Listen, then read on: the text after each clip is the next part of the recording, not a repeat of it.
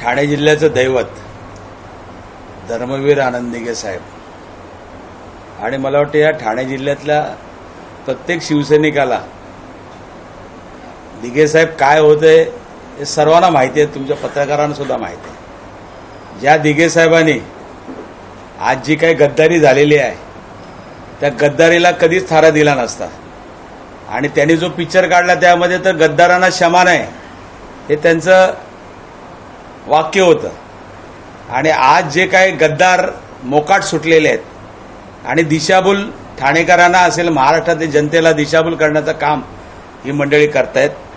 आणि आज तुम्हाला माहिती असेल केदारनी सांगितलं की दिघे साहेबांचं स्मारक कुठे झालं, दिघे साहेबांचं प्रवेशद्वार कुठे गेलं आणि कशा पद्धतीने आज त्या आनंद आश्रमामध्ये स्वतःचं नाव कसं लावलं गेलं। अरे दिघे साहेबांनी कधी स्वतःचं त्या आनंद आश्रमाला कधी नाव दिलं नाही, परंतु ते गेल्यानंतर लगेच त्या आनंद आश्रमाचा कब्जा घेऊन त्या ठिकाणी स्वतःचं नाव ते लावण्यात आलं, म्हणजे दुर्दैवाची गोष्ट आहे। आणि तुम्ही बघितलं असेल की या ठाणे शहरामध्ये अनेक प्रश्न आहेत। परवाच भारत पाकिस्तान मॅच झाली त्याच्यावरती त्यांचं तोंड बंद होतं। त्यावेळेला खऱ्या अर्थाने जर हिंदुत्व म्हणता तुम्ही तर खरं तुमचं हिंदुत्व गेलं कुठे?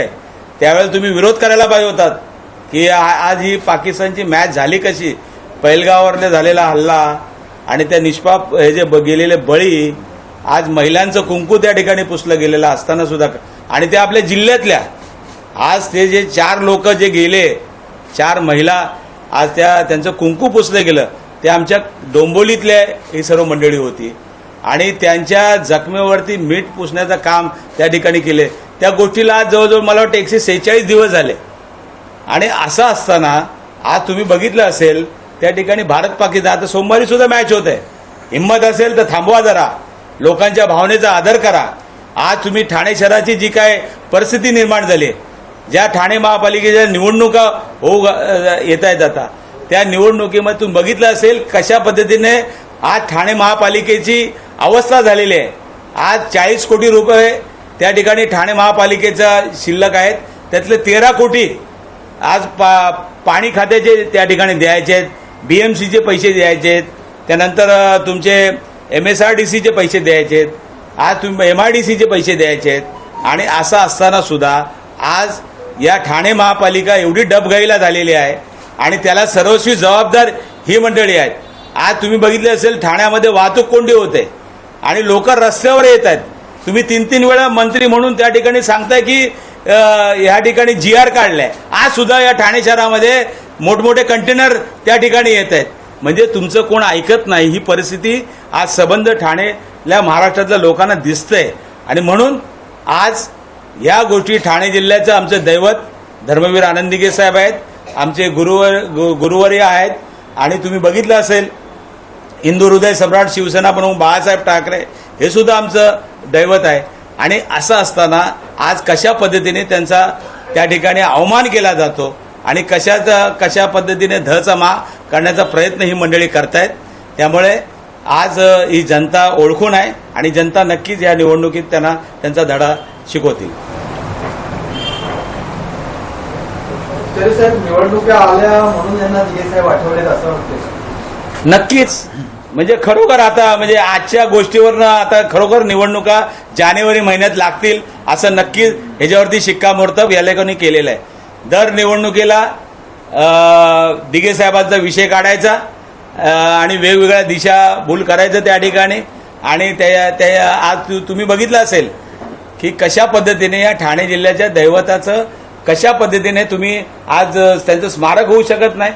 शिवाजी मैदानामध्ये त्यांचा पुतळा होणार होता, त्या ठिकाणी स्मारक होणार होतं, तो प्रोजेक्टच कॅन्सल करून वेगळा प्रोजेक्ट त्या ठिकाणी दिला। त्यावेळेला राजन विचारे फक्त त्यांच्या पक्षात गेला नाही म्हणून तो अख्खा प्रोजेक्ट त्या ठिकाणी भासणात आणला। म्हणजे कशा पद्धतीने ही मंडळी काम करतायत ते तुम्ही बघा।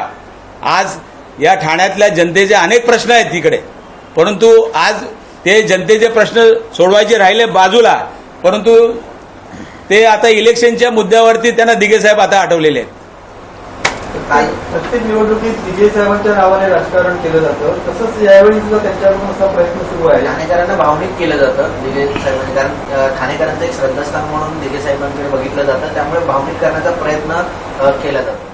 मला वाटतं ठाणेकर सुज्ञात या ठाण्यामध्ये जे लोकमंडळी राहतात कित्येक वर्षापासून या ठाण्यामध्ये आहेत. मला वाटतं तुम्ही पत्रकार मित्र सुद्धा दिघेसाहेब काय होते, दिघेसाहेब कशा पद्धतीने होते, दिघेसाहेब असते तर ही गद्दारी झाली सुद्धा नसती. चापकाने फोडले असते दिघेसाहेबांनी त्यांना आणि त्यांची हिंमत सुद्धा झाली नसती. आणि ठीक आहे, आज दिघेसाहेब गेले नाहीत, दिघेसाहेब आहेत आणि ते नक्कीच यांना धडा शिकवतील. खासदार नरेश म्हस्के यांनी बोलताना असं सांगितलेलं आहे की तुम्हाला शेंदूर एकनाथ शिंदे यांनी वाचलं म्हणून तुम्ही आमदार आणि खासदार झाला, मात्र त्यांनी हात काढल्यामुळे तुम्ही आमदार आणि खासदार. अहो, तुमचं आधी पहिलं बघा, तुम्हाला मी जर आणलं नसतं, काँग्रेसमध्ये प्रवेश होता तुमचा, जर काँग्रेसमध्ये प्रवेश झाला असं फटका मारायला पण ठेवलं नसतं, तर राजन विचारायचे पहिले आभार माना, नंतर बाकीच्यांचे माना.